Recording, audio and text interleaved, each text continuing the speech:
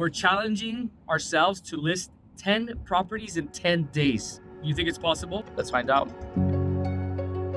We are literally driving almost to the border. Several of these properties actually are in the outskirts of Ottawa. Most of them actually multifamily investments where a client is diversifying a little bit.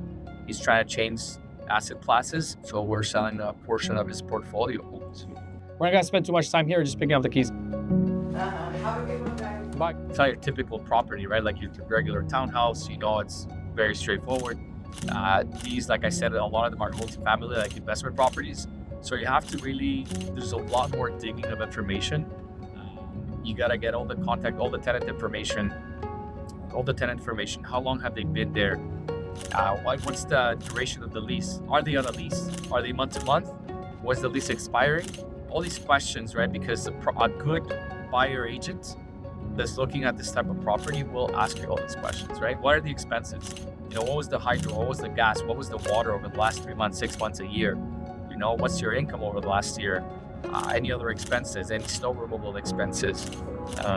What's the age of all these big ticket items? Your furnaces, your boilers, your roofs, right? Some of these properties, a roof might be, excess of 50, 60, 100,000, right?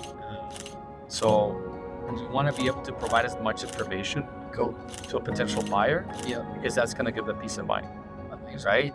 And the more peace of mind you give to a buyer and investor, the more clarity they have in terms of the expenses and the income, the more confident they feel, right? And it's not just the buyer itself. Most investors actually present this to a bank or a financial institution of some sort, right? So if you make that job easy for both the buyer and the bank, guess what?